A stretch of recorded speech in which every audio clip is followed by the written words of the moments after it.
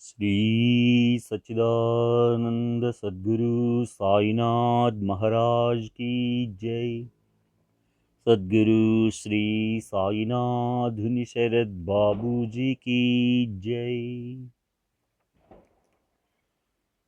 గురువు సద్గురు సాన్నిధ్యంలో భక్తుడు గురువుగారు సద్గురువు పాదాల చెంత ఉంటే చాలని, ఇంకేమీ అక్కర్లేదని మీరన్నారు. అయస్కాంతాన్ని అంటిపెట్టుకుని ఉండే ఇనుప ముక్కల్లాగా ఉండటమని మీ ఉద్దేశ్యమా? ఆ ఇనుప ముక్క ఇక చేయవలసింది అంటూ ఏదీ ఉండదా?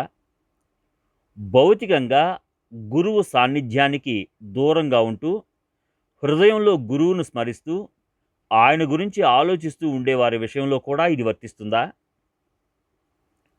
గురువుగారు, మనం చేయాల్సిన ప్రయత్నమంతా మనల్ని మనం సద్గురువు క్షేత్రంలో ఉంచుకోవడమే. అది చేస్తే చాలు. భౌతికంగా ఎంత దగ్గరగా ఉండటానికి వీలవుతుందో అంత దగ్గరగా ఉండాలి. కొన్నిసార్లు అది సాధ్యపడుతుంది, కొన్నిసార్లు సాధ్యం కాకపోవచ్చు. దగ్గరగా ఉండాలన్న మన ప్రయత్నం మాత్రం ఉండాలి. ఎంత దగ్గరగా ఉండాలి? 1 అంగుళమా, 2 అంగుళాలా, 3 మైళ్ళు, 4 మైళ్ళు, 10 మైళ్ళు? అది ఎంతైనా కానీ ప్రయత్నం మాత్రం ఉండాలి. మనకు ఆ ప్రయత్నం, ఆ కోరిక, ఆ వైపుకు మనస్సు లాగడం ఉన్నంత వరకు మీరు ఆ అయస్కాంత క్షేత్రంలో ఉంటారు. అలా కాని పక్షంలో సద్గురు అయస్కాంత క్షేత్రం అంటే ఏమిటి? అది అంతటా ఉంది, అన్ని చోట్ల ఉంది. ఈ విశ్వమంతా ఆయన అయస్కాంత క్షేత్రమే. మనం ఎక్కడున్నా అయస్కాంత క్షేత్రంలోనే ఉంటాం. మనం షిరిడి దాకా పోవడం ఎందుకు? నేనిప్పుడు ఆ అయస్కాంత క్షేత్రంలోనే ఉన్నాను కదా. ఇక్కడే ఉండి సంతోషంగా నా పని నేను చేసుకోవచ్చు. ఇలాంటి మాటలతో మనల్ని మనం మోసం చేసుకోవడానికి, ఆత్మవంచనకు దారి తీస్తుంది. సద్గురు అయస్కాంత క్షేత్రం అంతటా ఉందనే విషయం సిద్ధాంతరీత్యా నిజమే కావచ్చు. కానీ మనకది అనుభవం కావడం లేదు.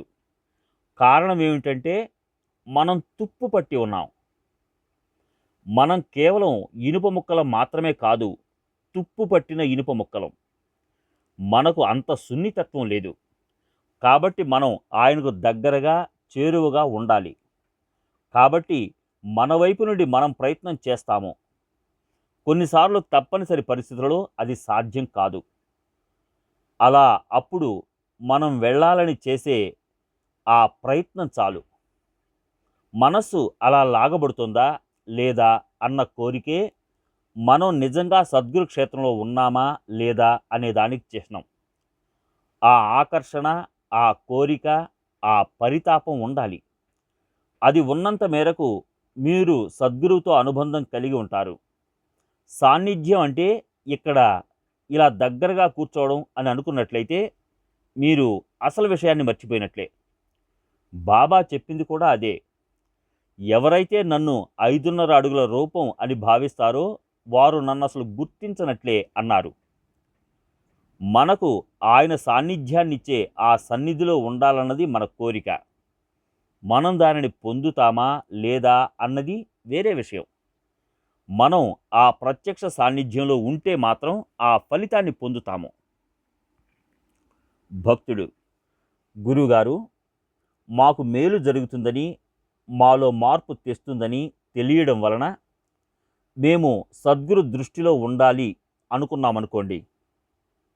మా ప్రశ్న ఏమిటంటే, రుణానుబంధం ఉంటే మేము సద్గురువు దృష్టిలో ఉన్నట్లా? లేకపోతే సద్గురువు చూపు మాపై పడేలా ఉండటం ప్రయత్నించాలా? అంటే ఉత్తరాలు రాయడం లేదా ప్రత్యక్షంగా ఆయన సాన్నిధ్యంలో ఉండడం ఇలాంటివి. వాటితో ప్రాథమికంగా ఏదైనా ఉపయోగం ఉందా? సద్గురువు దృష్టిలో పడడానికి మేము బాహ్యంగా చేసే పనుల వల్ల ఎంత ప్రయోజనం ఉంటుంది? లేక కేవలం కర్మ సంబంధం ఉంటే సరిపోతుందా? గురువుగారు, కొంతమంది సద్గురువులు మనకి మంత్రాన్ని ఉపదేశించి కొన్ని సాధనలు చేయమని చెప్పి అనుగ్రహిస్తారు. కొంతమంది సద్గురువులు కేవలం వారి చూపు ద్వారా అనుగ్రహిస్తారు. రమణ మహర్షి తమ భక్తులకు అనుభవాలు ఎలా ఇచ్చేవారో చూడండి. ఆయన అలా కూర్చుని ఎవరి వంకైనా చూస్తే ఆ చూపు ద్వారా ఆ వ్యక్తికి అనుభవాలు వచ్చేవి. మరికొంతమంది కేవలం ఆలోచన ద్వారా ఆ అనుభవాన్ని ఇవ్వగలరు. బాబా తాబేలును ఉదాహరణగా చెప్పారు. తాబేలు తన దృష్టి ద్వారా పిల్లలను సంరక్షిస్తుంది. నా గురువు తాబేలు వంటివారు. ఆయన ఆలోచనే నన్ను రక్షిస్తూ పోషిస్తుంది.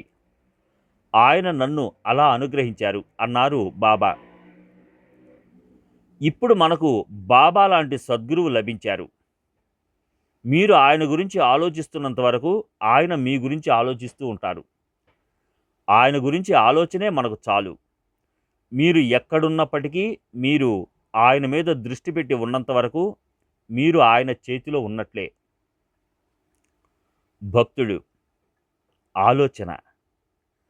మన ఆలోచన సరిపోతుందా గురువుగారు? మన ఆలోచన, మన స్మరణ సరిపోతుందా? గురువుగారు అవును, మీ స్మరణ. నేను మీకు అదే చెబుతూ వస్తున్నాను. మీరు నా గురించి ఆలోచించండి, నేను మీ గురించి ఆలోచిస్తాను. అంతేగాని మీరు 6 అడుగుల దూరంలో ఉండి నా గురించి ఆలోచిస్తేనే నేను మీ గురించి ఆలోచిస్తాను. నా ట్రాన్స్మిటర్ శక్తి కేవలం 6 అడుగులు మాత్రమే. లేకపోతే అక్కడ సిగ్నల్ ఉండదని కాదు. అలాంటిదేమీ లేదు. శ్రీ సచ్చిదానంద సద్గురు సాయినాథ్ మహారాజ్ కీ జై. సద్గురు శ్రీ సాయినాథుని శరద్ బాబూజీ కీ జై.